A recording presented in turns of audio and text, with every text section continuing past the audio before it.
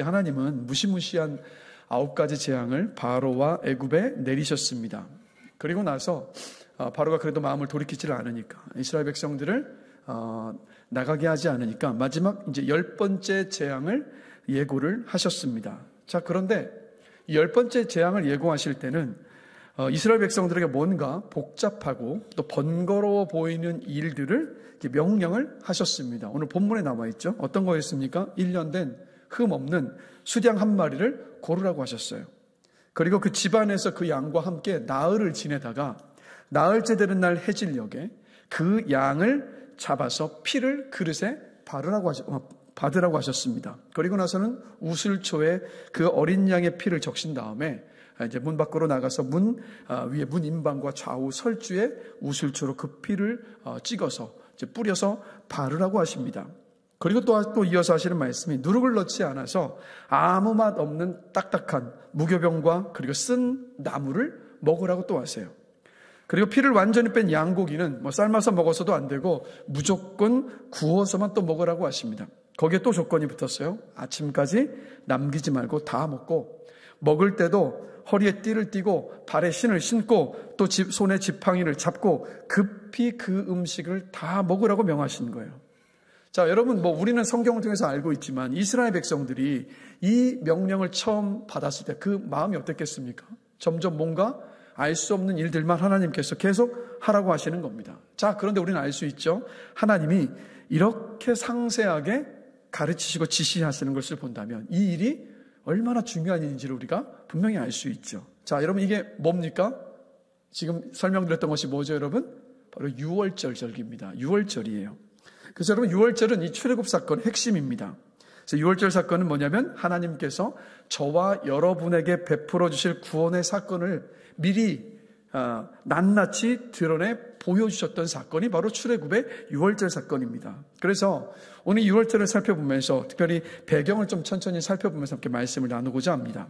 자, 하나님께서 이스라엘 백성들을 선택을 이스라엘을 이 땅에 이스라엘 민족을 세우기로 계획을 세우셨습니다. 그 뜻을 정하셨어요. 자, 그런데 이스라엘은 이 세상에 존재하는 다른 민족이나 나라들과는 확연히 다릅니다. 자, 왜 그러냐면 다른 이 세상의 모든 민족과 나라들은 문화나 언어나 혹은 족속이나 지정학적 혹은 정치 군사적인 요인에 의해서 국경이 만들어졌고 나라가 형성되어서 그렇게 만들어지고 사라지고 반복을 했습니다. 자, 그런데 이스라엘은 그렇지를 않았어요. 자, 하나님은 분명히 이스라엘이라는 큰 민족을 이루실 목적과 의도를 가지셨는데 그 민족을 이루시기 위해서 누구를 택하셨습니까? 아브라함이라는 한 사람을 택하셨어요. 그런데 이 아브라함은 어떤 사람입니까? 특별하지도 않아요. 그렇다고 믿음이 대단한 사람도 아니에요. 지극히 평범한 사람입니다. 아니, 어떤 면에서는 형편없는 믿음을 가지고 있는 그런 사람이었어요. 그런데 하나님께서 그런 아브라함을 일방적으로 선택하셨고 그리고 그를 부르셨습니다. 그리고 나서 하시는 말씀이 창세기 12장 1절에서 3절입니다. 우리 다 같이 한 목소리 한번 읽어보겠습니다. 여호와께서 아브라함에게 이르시되 너는 너의 고향과 친척과 아버지의 집을 떠나 내가 내게 보여줄 땅으로 가라. 내가 너로 큰 민족을 이루고 내게 복을 주어 내 이름을 창대하게 하리니 너는 복이 될지라. 너를 축복하는 자에게는 내가 복을 내리고 너를 저주하는 자에게는 내가 저주하리니 땅의 모든 족속이 너로 말미암아 복을 얻을 것이라 하신지라. 이 약속을 주신 거예요. 이 약속을 아브라함이 몇 살 때 받았습니까? 75세에 받았습니다. 그때 아브라함에게는 자식 하나 없었어요. 그러면 아브라함 입장에서는 거의 이 약속은 어떤 약속입니까? 거의 뻥 수준의 약속과도 같지 않아요? 말도 안 되는 약속을 하나님이 아브라함에게 주신 겁니다. 자, 그런데 하나님은 아브라함에게 이 약속 하나를 덜렁 주시고 나서는 그리고 이 약속을 이루어 가세요. 그런데 도대체 하나님께서 이 약속을 이루어 가시는 모습을 우리가 성경을 통해서 보면 하나님은 급한 일이 없으세요. 그렇죠? 급한 일이 없으세요. 왜 그럴까요? 하나님께는 하루가 1000년 같고 1000년이 하루 같은 영원하신 하나님. 과거와 현재와 미래를 지금 현재의 모습으로 모든 것들을 바라보시는 하나님이시기 때문에 하나님은 급하시질 않아요. 그런데도 천천히 분명하게 그 뜻을 이루어가고 계셨던 겁니다.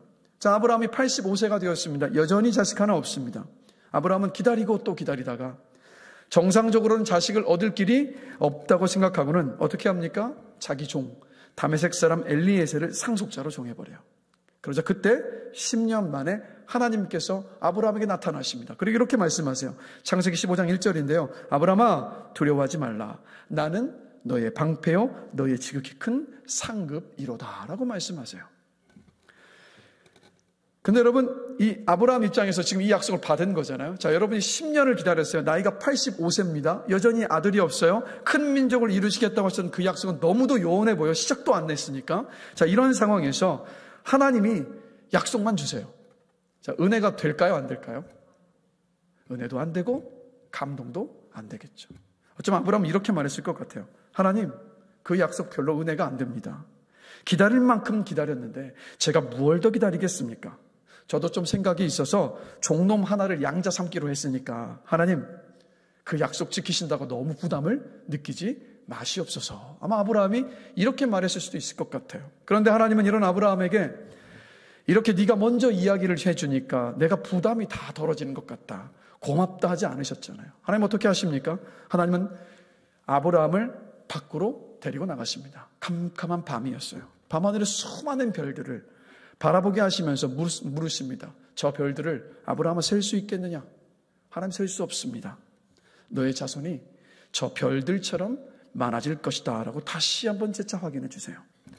다시 찾아오셔서 약속하시는 하나님의 이 말씀에 아브라함은 정신이 번쩍 들었습니다. 그리고 다시 아브라함은 어떻게 합니까? 또다시 그 약속을 붙들고 살아가는 거예요. 그래서 창세기 15장 6절을 보면 그때 아브라함이 하나님을 믿은 것에 대해서 이렇게 말씀하고 있죠. 아브라함이 하나님을 믿으니 이를 그의 의로 하나님께서 여기신 거예요. 이때 아브라함과 언약을 다시 한번 새롭게 세우시면서 하나님은요, 아브라함의 자손이 이방에서 객이 되어서 430년 만에 돌아오게 될 것이라고 말씀을 해주신 거예요. 그 사건이 어떤 사건입니까? 바로 이 6월절 사건을 통해서 시작될 출애굽의 역사를 이때 하나님께서 아브라함에게 말씀해 주셨던 거였어요. 자, 그런데 이 일 이후에 이번엔 누가 문제입니까? 사라가 자기 몸종 하가를 아브라함에게 첩으로 줍니다. 그렇게 누가 태어났죠, 여러분? 이스마엘이 태어났습니다. 그러니까 인간적인 방법으로 이스마엘이 태어나니까 어떤 문제가 생겼습니까? 집안에 분란이 생겼고 지금까지 이스마엘의 후예들과 그리고 아브라함의 후예들 안에 다툼이 있잖아요. 바로 중동 지역의 분란이 바로 이 인간적인 판단과 선택과 결정 속에서 지금까지 이어지는 모습을 봅니다.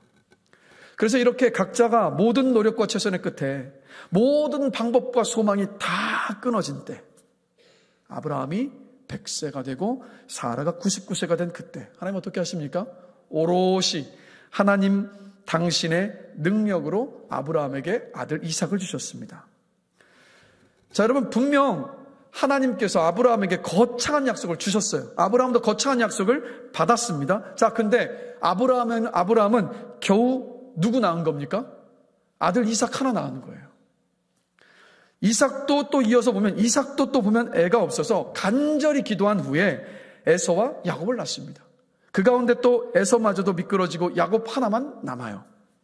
또 야곱은 어떻게 됐습니까? 4명의 아내를 통해서 몇 명의 아들을 낳았죠, 야곱은? 12명의 아들을 낳았습니다. 분명 하나보다는 많지만 이 12명의 아들을 보면서 하늘의 별과도 같은 자손을 바다의 모래와도 같은 그런 자식들이라고 하기에는 이 숫자가 너무 작지 않습니까? 너무도 적은 숫자예요. 그런데 하나님은 분명히 한 번에 약속하신 대로 수많은 자손을 단번에 주실 수 있으셨습니다. 그럴 능력을 갖고 계시단 말이에요. 그런데 왜 이렇게 하셨을까요? 왜 이렇게 오랜 시간을 지나시면서 한 명의 자식, 2명의 자식 주시고 12명의 자식을 주시는 이 과정들을 왜 거쳐가셨던 것일까요? 분명 큰 민족을 이루시겠다는 그 약속은 뻥이 아닙니다. 분명히 하나님은 이루실 약속을 주신 거예요. 그러나 하나님의 마음은 뭐냐면 그 약속이 이루어져서 될 그 민족이 그냥 숫자만 많은 민족이 되길 바라지 않으신 거예요. 어떤 민족이 되길 원하시는 겁니까? 하나님을 신뢰하는 언약 백성이 되길 바라셨던 거예요. 그래서 아브라함도 이삭도 야곱도 사실은 믿음이 불가능했던 사람들, 하나님을 온전히 신뢰한 믿음을 가지고 이 땅을 살기에는 너무도 부족함이 많았던 사람들인데 하나님은 어떻게 하신 겁니까? 그 시간들을 지나가시면서 훈련시키신 거예요. 어떤 훈련을 시키신 겁니까? 믿음의 사람으로 빚어가신 겁니다. 전혀 다른 3대가 오직 믿음만이 결론이 되는 그런 사람들이 되기까지 하나님은 그들의 삶을 깊숙이 그들의 삶 가운데 들어가셔서 그들의 삶을 다루시고 연단하셨고 훈련하셨고 이끄셨던 거였습니다. 여러분, 하나님의 그 열심이 오늘날 지금 저와 여러분도 이끌어가고 계시는 줄로 저는 믿습니다. 그러니 믿음 연약하고 막 지치고 쓰러지고 무너지기 쉬운 나를 바라보지 마시고 아브라함을, 이삭을, 야곱을 결국에는 믿음의 조상으로 세우시고 큰 민족의 조상들로 삼으셨던 그 하나님의 열심을 붙잡게 되시길 주님의 이름으로 축원합니다.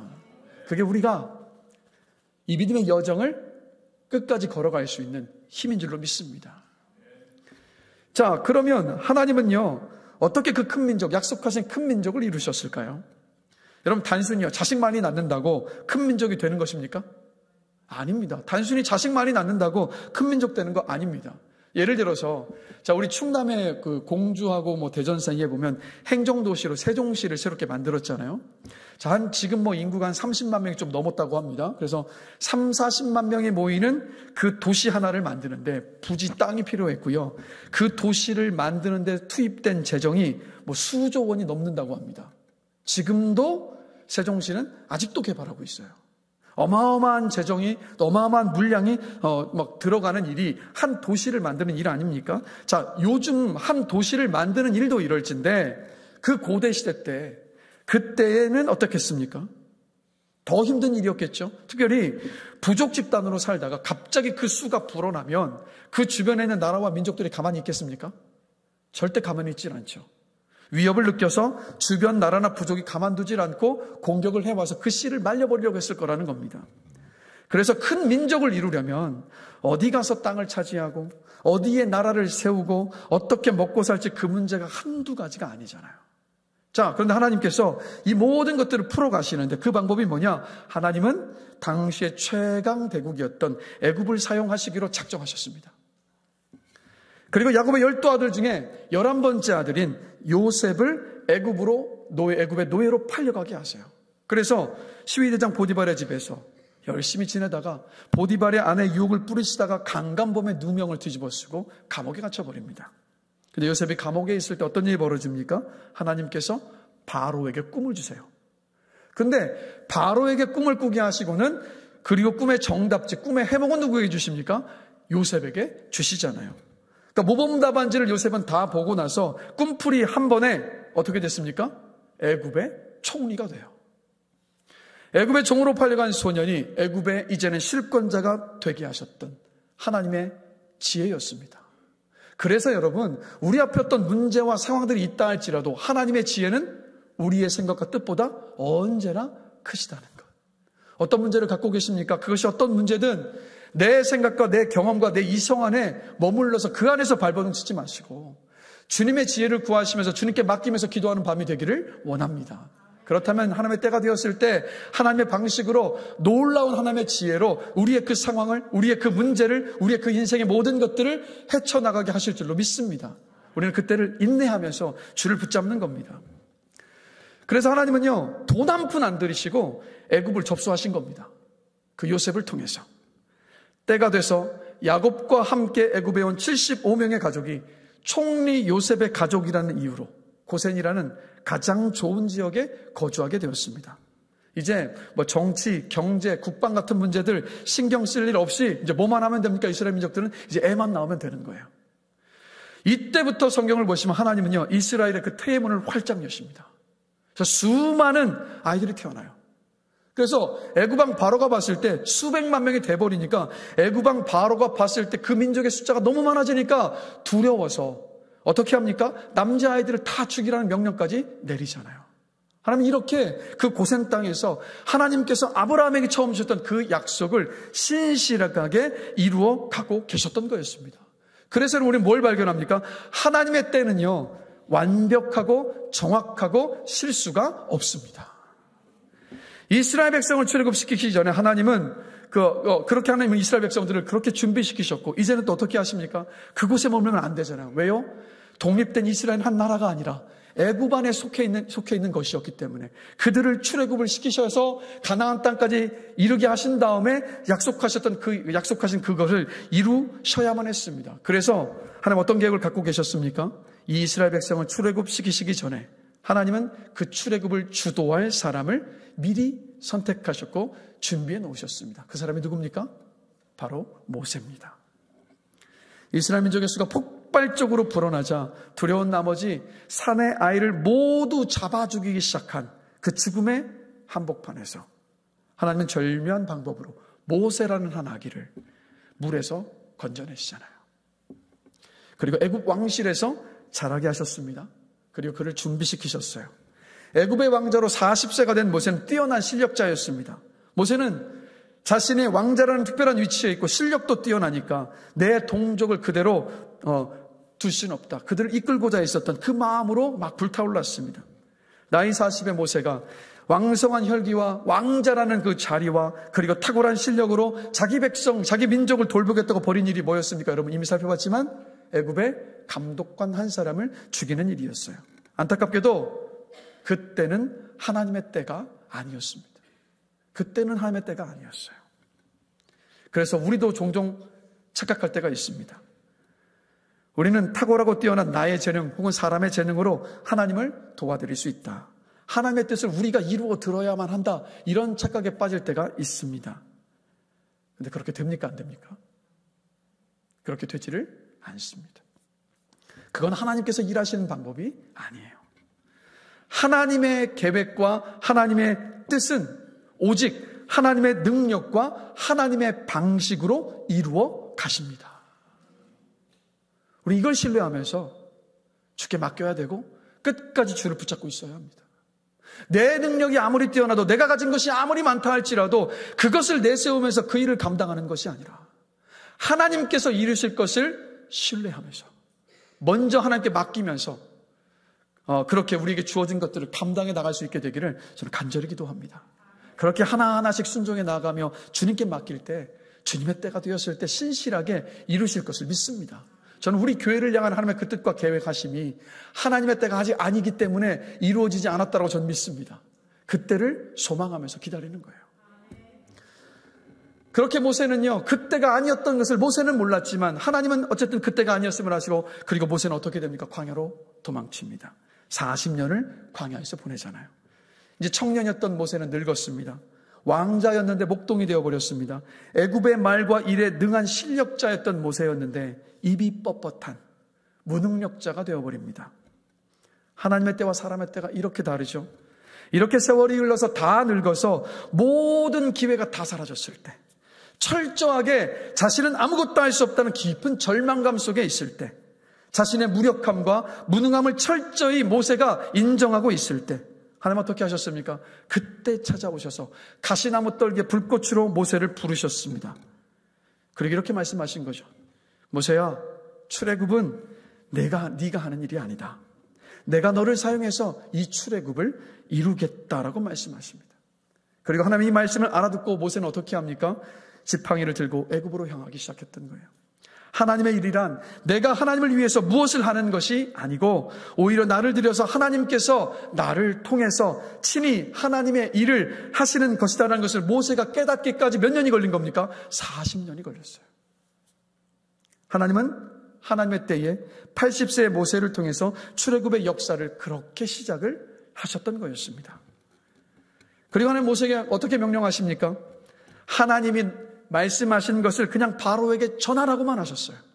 그래서 모세는 할 일이 그것뿐이었고 하나님의 그 말씀대로 하나님께서 전하라는 하나님의 그 심판의 메시지만 바로에게 전합니다. 우리 이미 살펴봤지만 그럴수록 바로는 어떻게 됩니까? 그 마음이 점점 강팍해집니다. 그런데도 모세는 끝까지 묵묵하게 하나님의 그 말씀에 순종을 했습니다. 분명히 하나님은요, 한 번에 바로의 권세를 다 박살내시고 이스라엘 백성들을 출애굽시키실 수 있으셨습니다. 그런데 왜 10가지 재앙이라는 시간들을 지나가게 하셨죠? 우리가 지난주에 나눴었죠? 왜 그랬습니까? 하나님께서 어떤 분이신가를 애굽 사람들과 바로와 이스라엘 백성들에게 보이시기 위해서였습니다. 드러내시고 싶으셨기 때문이었어요.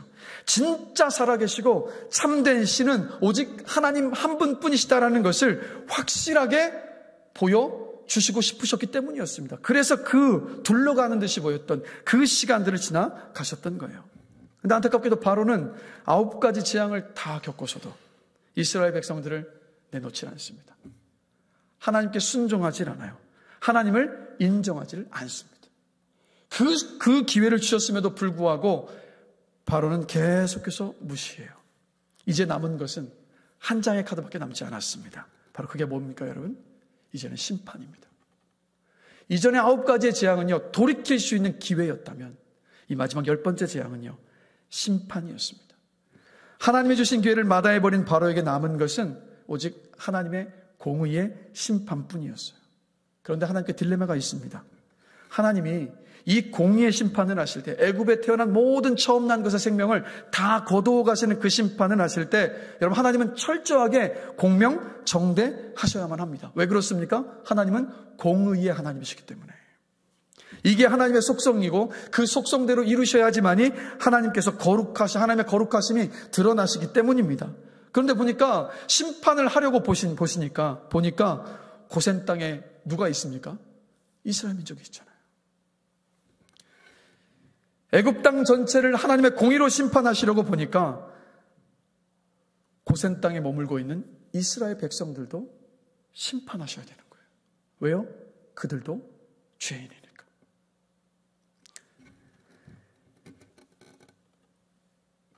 애굽을 심판하자니 애굽 안에 있는 이스라엘을 함께 심판을 하셔야 합니다. 또 이스라엘을 살리시려고 애굽을 심판하지 않으시면 애굽은 절대로 이스라엘을 도와주지를 않을 것이었다라는 것.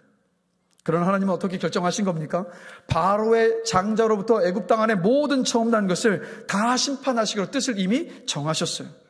애굽 안에 있는 이스라엘도 그 심판을 피할 수가 없는 상황이었습니다. 이때 하나님은요, 모세를 통해서 이스라엘 백성들에게 복음을 전하신 거예요. 그게 오늘 함께 읽은 본문 말씀입니다. 우리 다 같이 다시 한번 오늘 본문 출애굽기 12장 21절에서 23절 말씀을 같이 한번 읽어보겠습니다. 모세가 너희의 가족대로 어린 양을 택하여 유월절 양으로 잡고 우슬초 묶음을 가져다가 그릇에 담은 피에 적셔서 그 피를 문 인방과 좌우 설주에 뿌리고 아침까지 한 사람도 자기 집 문 밖에 나가지 말라. 여호와께서 애굽 사람들에게 재앙을 내리려고 지나가실 때에 문 인방과 좌우 문설주의 피를 보시면 여호와께서 그 문을 넘으시고 멸하는 자에게 너희 집에 들어가서 너희를 치지 못하게 하실 것임이니라. 하나님 이렇게 말씀하신 거예요. 너희를 살리는 길은 애굽을 심판하는 것이다. 그러면 너희도 똑같이 심판을 받아서 죽을 수밖에 없다. 그러나 나의 목적은 심판이 아니라 너희를 구원하는 것이다. 그러니 너희와 똑같은 자격으로 너희의 죄를 대신해서 심판을 대속의 제물로 흠없는 심판을 받을 대속의 제물로 흠없는 어린 양을 준비를 해라. 그 어린 양이 대속의 제물이 돼서 너희의 모든 죄가 전가되어서 그 양이 죽을 때 그 양은 너희의 이름과 자격으로 죽는 것이다. 너도 심판을 받되 내가 인정하고 내가 지정한 흠없는 제물이 너를 대신하여서 심판을 받는 것이다. 너희는 그것을 믿음으로 어린 양을 죽이고 생명을 상징하는 피를 너희 모든 집의 좌우 문설주와 인방에 칠해라라고 주님께서 말씀하신 거였어요. 바로 이게 복음이었습니다. 여러분 보시면 9가지 재앙을 보시면 하나님은 무조건 이스라엘 백성들은 지켜주셨습니다. 그렇죠? 다른 조건이 없었어요. 무조건 지키셨어요. 그런데 10번째 마지막 심판을 앞두고는 전혀 다르죠. 이스라엘 백성이냐 아니냐가 구원의 조건이 아니었습니다. 하나님을 믿고 그 명령에 순종하느냐 마느냐에 따라서 구원이 결정되는 거였어요. 구원이 신분의 문제를 떠나서 믿음과 순종의 문제가 된 거였습니다. 그날 밤 하나님의 눈은요, 집에 있지 않았어요. 하나님께서 막 이 모든 처음 난 생명을 다 죽이시러 모든 애굽 땅을 다니실 때 하나님의 눈은 집에 있지 않고 어디에 있으셨겠습니까, 여러분? 하나님의 눈은 무엇을 확인하셨을까요? 피입니다. 집 문설주와 임방에 묻어 있었던 그 피에 하나님의 눈이 가 계셨어요. 큰 집이든 견고한 집이든 아름다운 집이든 그곳에 피가 없으면 그 밤에 죽음의 심판이 임했습니다. 반면에 그 집이 초라한 오두막집이어도 다 허물어져가는 그런 허물하고 남루한 집이어도 그 문설주에 피만 칠해져 있으면 심판을 면했습니다. 또 하나님의 눈은 집안에 있는 사람들을 보시지도 않으셨어요. 만약에 그 집안에 있는 사람들이 아브라함의 직계 후손일 수도 있었을 것이고, 할례를 받은 사람 혹은 받지 않은 사람이 있었을 수도 있을 것이고, 아니면 율법에 순종했던 사람도 있었을 것이고, 불순종했던 사람들도 있었을 겁니다. 어쩌면 애굽 사람이나 다른 이방 나라 사람들이 있었을 수도 있었을 겁니다. 그런데 하나님 그 사람을 보신 게 아니에요. 어떤 것도 상관이 없이 문설주에 피만 칠해져 있으면 그 죽음의 심판을 면할 수 있었습니다. 출애굽기 12장 13절에서 그래서 하나님께서 이렇게 말씀하시죠. 같이 한번 읽어보겠습니다. 내가 애굽 땅을 칠 때에 그 피가 너희가 사는 집에 있어서 너희를 위하여 표적이 될지라. 내가 피를 볼 때에 너희를 넘어가리니 재앙이 너희에게 내려 멸하지 아니하리라. 흠없는 어린 양이 죽임당하는 그 심판은요, 사실 누가 받아야 할 심판입니까? 이스라엘 백성들이 받아야 할 심판이었어요. 어린 양의 죽음, 대속의 죽음을 믿음으로 문설주에 피를 바르면, 여러분, 문설주에 피를 바르는 그 행동 자체가 하나님께서 그 어린 양의 죽음을 통해서 내 죄가 사함 받았음을 믿는 믿음의 행동입니다. 그것을 신뢰하는 사람만이 우슬초에 그 피를 찍어서 바를 수 있었던 거예요. 그래서 대속의 그 죽음을 믿음으로 문설주에 피를 바르면 죽음의 심판에서 구원 받았습니다. 어린 양의 피가 칠해진 집안에 있는 사람들에게는 그 죽음의 심판이 어떻게 된 겁니까? 넘어간 거예요. 어린 양의 죽음으로 완전한 심판이 행해지면서 다시 심판할 것이 없기 때문에 심판이 끝났다는 의미로, 심판이 넘어갔다는 의미로 유월이라고 하는 거예요. 담을 넘다. 영어로는 패스 오버. 바로 이게 유월절입니다. 이게 첫 유월절이었어요. 첫 유월절 날 어린 양의 죽음은 뭐였습니까? 언젠가 그 어린 양이 상징하는 진정한 대속의 핏값을 치를 자격자가 여자의 후손으로 와서 감당해야 할 일이었습니다. 바로 그분이 누구십니까? 예수 그리스도. 그리고 예수 그리스도의 십자가였어요. 그 십자가에서의 죽음, 그것을 예표하는 게 뭐였냐? 바로 이 유월절 사건이었고 유월절 어린 양의 피입니다. 그래서 로마서 3장 23절에서 26절을 보면 유월절 어린 양의 피로 말미암아서 저와 여러분들에게 임한 놀라운 그 은혜의 사건을 이렇게 기록하고 있잖아요. 우리 다 같이 한 목소리 한번 읽어보겠습니다. 모든 사람이 죄를 범하였음에 하나님의 영광에 이르지 못하더니 그리스도 예수 안에 있는 속량으로 말미암아 하나님의 은혜로 값없이 의롭다 하심을 얻은 자 되었느니라. 이 예수를 하나님이 그의 피로써 믿음으로 말미암는 화목제물로 세우셨으니 이는 하나님께서 길이 참으시는 중에 전에 지은 죄를 간과하심으로 자기의 의로우심을 나타내려 하심이니 곧 이때에 자기의 의로우심을 나타내사 자기도 의로우시며 또한 예수 믿는 자를 의롭다 하려 하심이라. 아멘. 하나님의 딜레마는 뭡니까? 하나님도 의로우시고 또 이 은혜를 입은 복음의 수혜자인 우리도 의롭다 칭함을 받을 수 있어야 하는 것. 이게 하나님의 딜레마잖아요. 공의의 하나님이시기 때문에 죄인을 다 심판하셔야 하지만 또 사랑의 하나님이시기 때문에 죄인들을 구원하셔야 했었던 그 딜레마를 하나님께서 안고 계셨는데 이 딜레마를 푸는 하나님의 지혜가 바로 뭐였습니까? 바로 예수 그리스도의 십자가였습니다.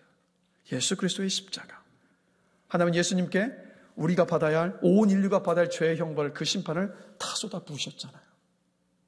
그래서 여러분 십자가 뒤에 보이시잖아요. 저 십자가를 볼 때마다 우리 뭘 생각해야 됩니까? 물론 첫 번째로는 저 십자가에 달려 죽으신 우리 주님을 생각할 수 있어야죠. 그 다음에 뭘 생각해야 합니까? 그 십자가는 내가 달려서 죽어야 했던 십자가.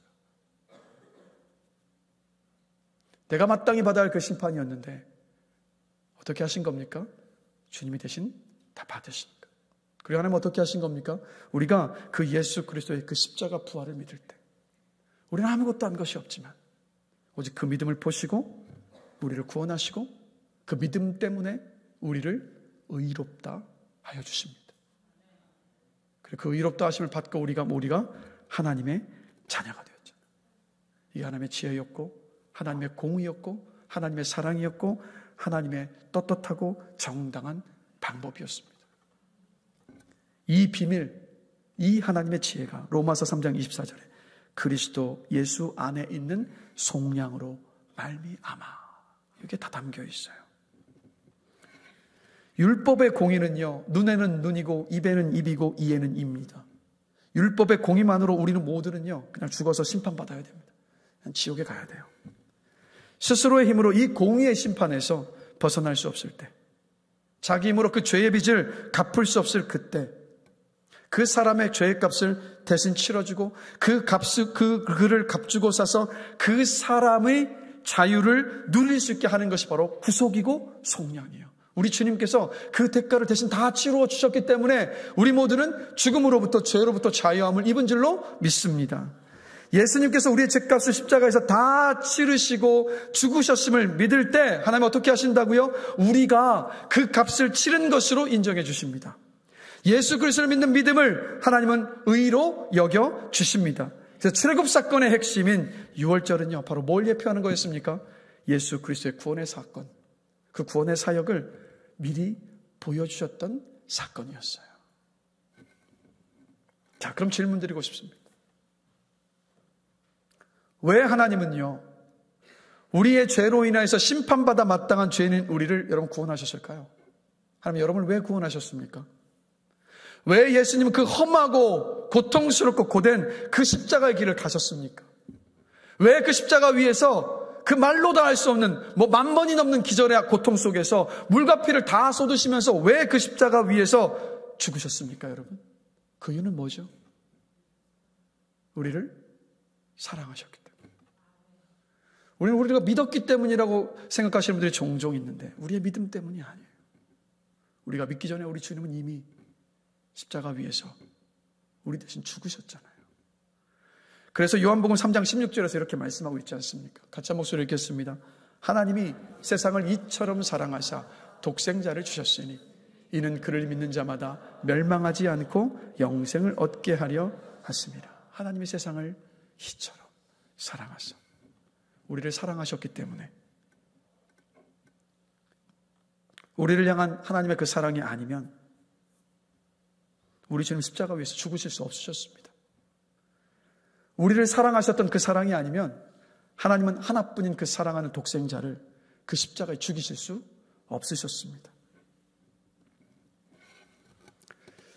그래서 로마서 8장 28절 말씀 다들 아시죠?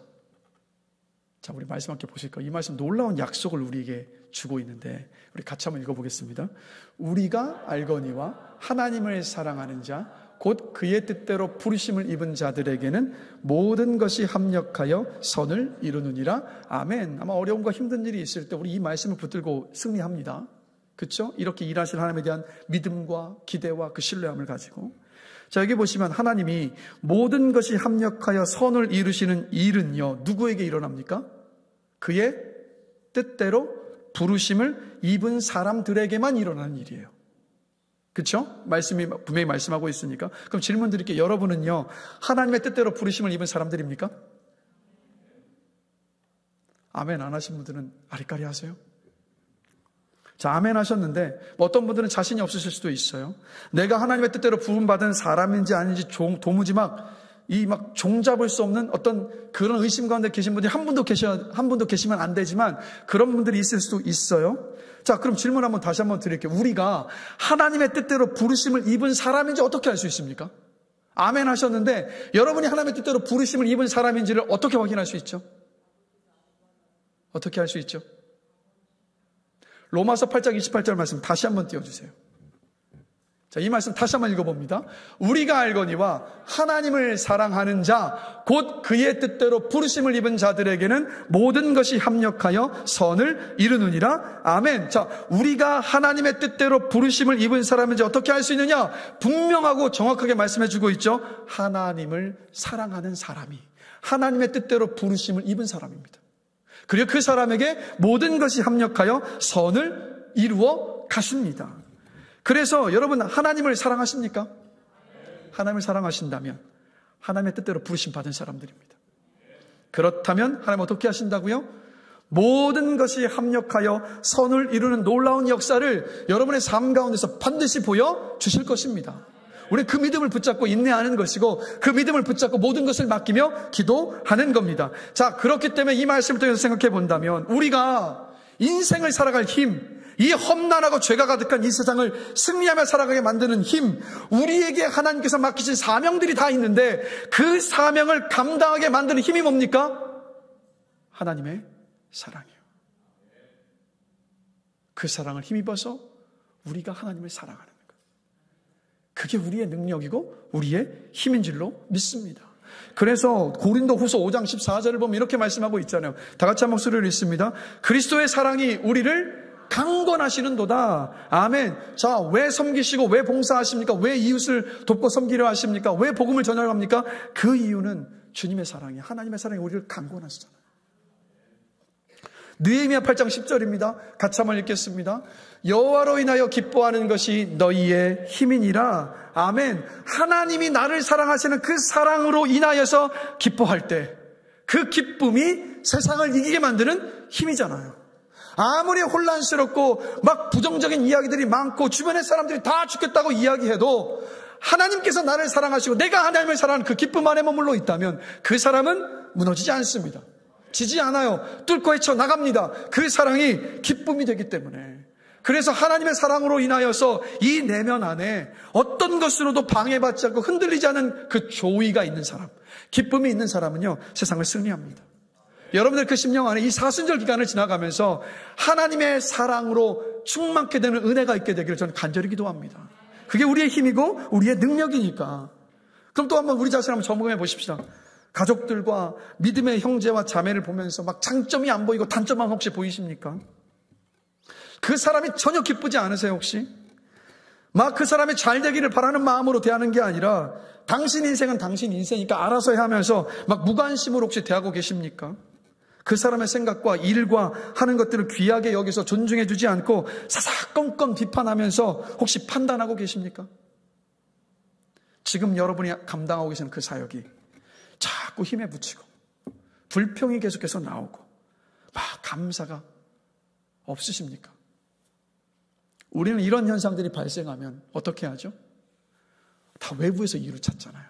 누구 때문에 그런 거고 이런 상황이 힘들어서 그런 거고 또 이것 때문에 내가 지금 이런 겁니다라고 이야기하죠.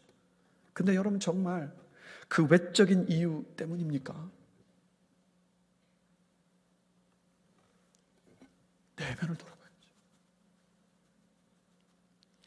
여러분 세상 살아가는 것이 사람들을 대하는 일이 무언가 내 인생 속에서 새로운 도전을 하는 것이 막 두려우십니까?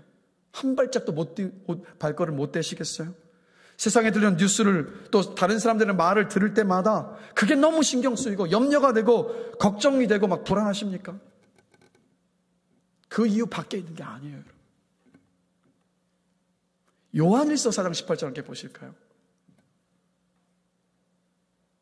제가 읽어드리겠습니다. 같이 읽습니다.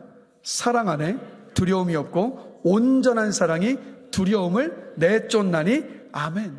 하나님이 나를 변함없이 사랑하고 계심을 믿는 사람은 두려워하지 않아요. 왜 그렇습니까? 나를 사랑하시는 하나님이 인생과 역사를 주관하시는 하나님, 실수하지 않으시는 하나님, 전능하신 하나님, 그리고 내 삶 가운데 선한 뜻을 반드시 이루어 가시는 하나님이시기 때문에 그래서 우리가 우리 안에 하나님의 사랑이 있으면 두려워하지 않는 거예요. 그래서 제가 조금 전에 말씀드렸던 그 질문 속에 한 가지로 내 안에 발생하고 있다면 그것은 외부의 문제가 아니라 내 내면에 하나님의 사랑이 메말라 있다는 증거입니다. 여러분. 또 여러분 죄짓지 않고 하나님 말씀대로 사는 것이 요즘에 쉬우세요? 너무 어려우세요? 어려우십니까? 여러분 예수님을 3번이나 부인하고 예수님을 저주한 베드로를 다시 일으켜 세우실 때 우리 주님은요 다른 질문을 안 하셨어요. 어떤 질문 하셨죠? 네가 나를 사랑하느냐?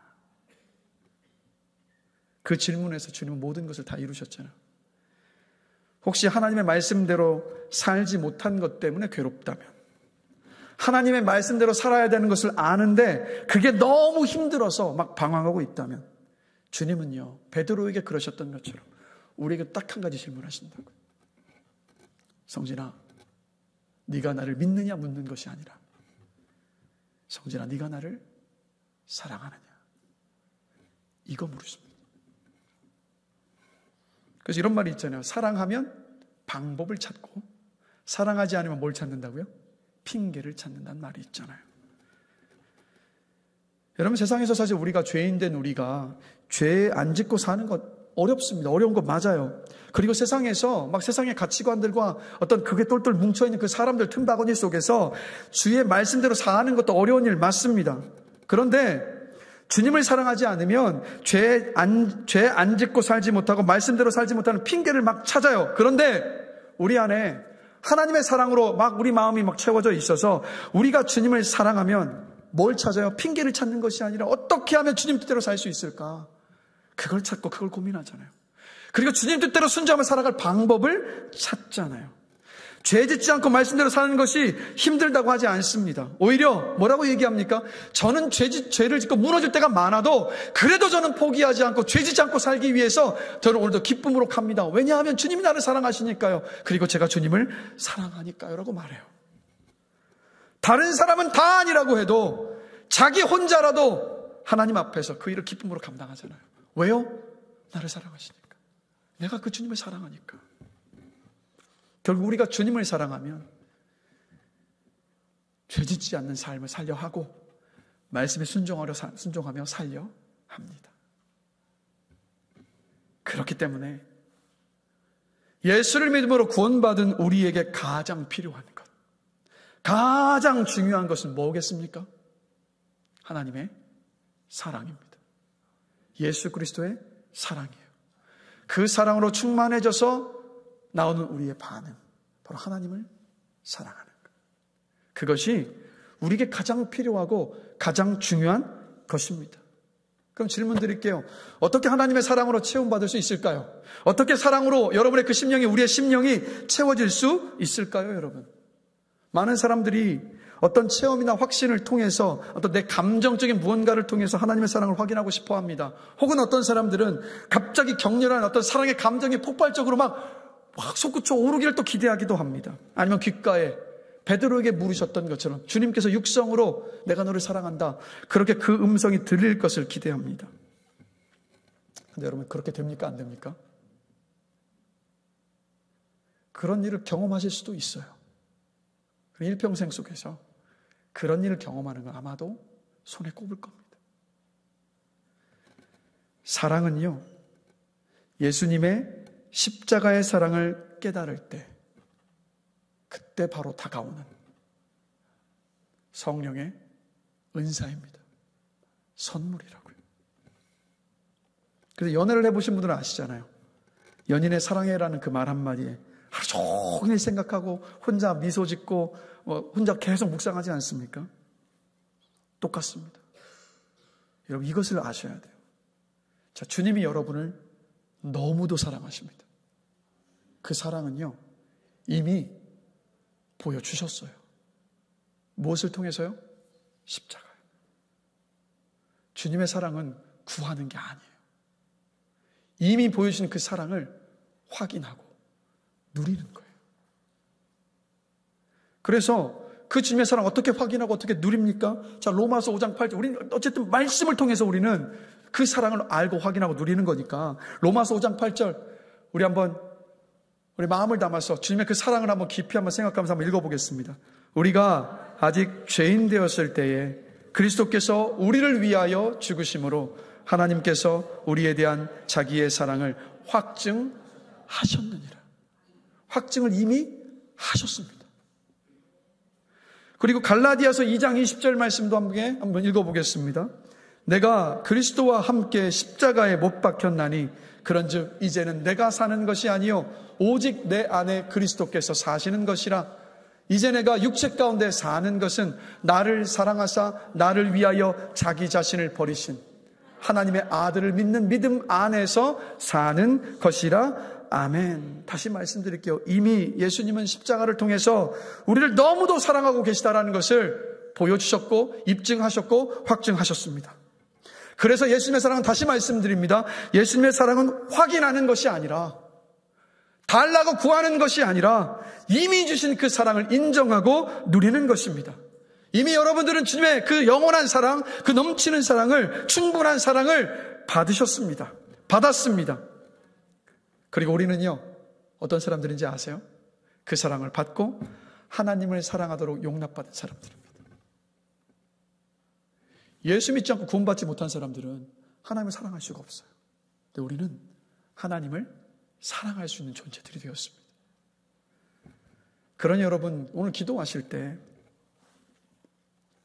그 사랑을 회복시켜 주옵소서, 첫사랑을 회복시켜 주옵소서, 이렇게 기도하지 마시고, 십자가에 나 때문에 달리셔서 물과 피를 다 쏟으시고 피를 흘리고 계시는 그 주님을 바라보시면서 우리 이렇게 고백했으면 좋겠어요. 주님, 제가 주님을 사랑합니다. 주님, 제가 주님을 사랑합니다.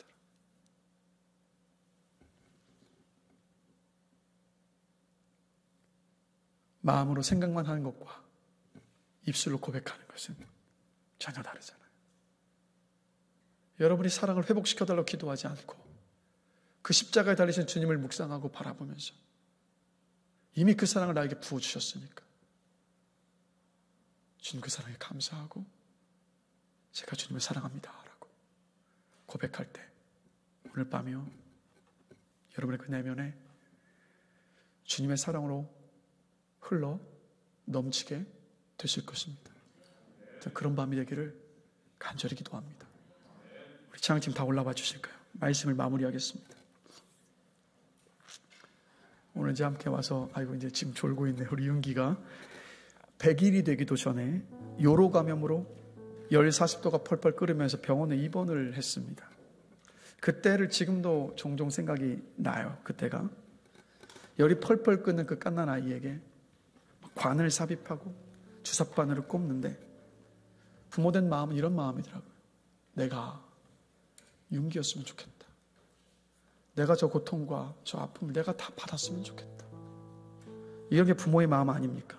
이 자리에 부모님들 많이 계신데 모든 부모는 자녀를 사랑합니다.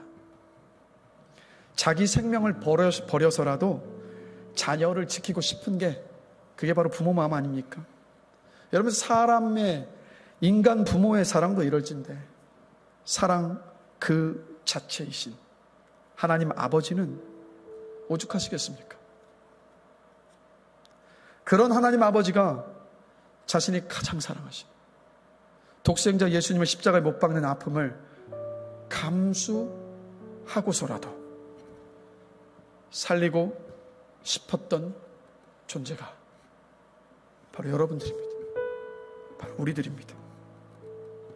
육신의 부모에게 자녀가 세상이고 기적이고 꿈인 것처럼 하나님 아버지에게 하나밖에 없는 아들 예수님도 똑같았습니다. 마찬가지였다고요.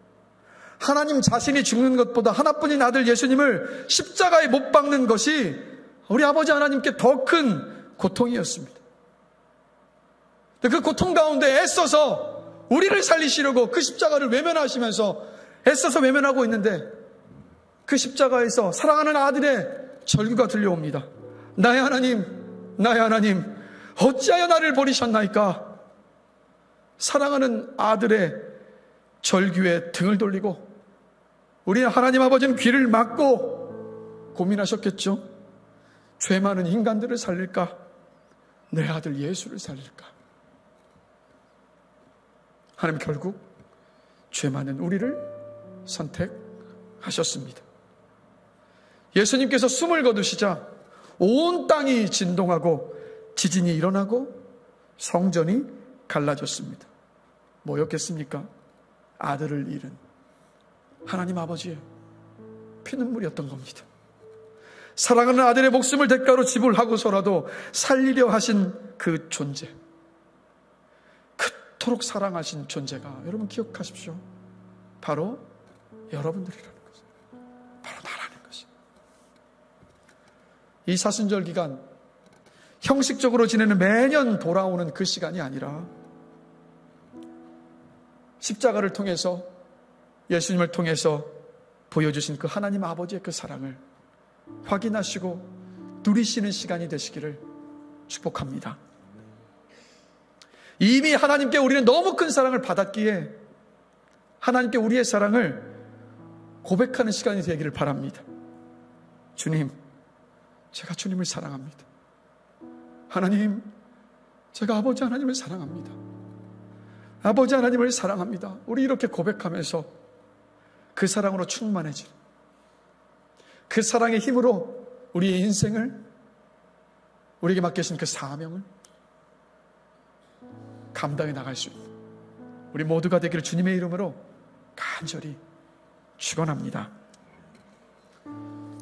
우리 시간 십자가에 달리신, 나 때문에 십자가에 달리신 그 주님을 바라보시면서 또 그리고 나 같은 죄인 살리시려고 하나뿐인 아들이 고통과 절규 속에서 죽어갈 때 외면하셨던, 그리고 그 아들이 죽자 피눈물을 흘리셨던 아버지 하나님의 나를 향한 그 사랑을 한번 깊이 생각하시면서 우리 고백하며 찬양합니다. 6월절 어린 양의 피로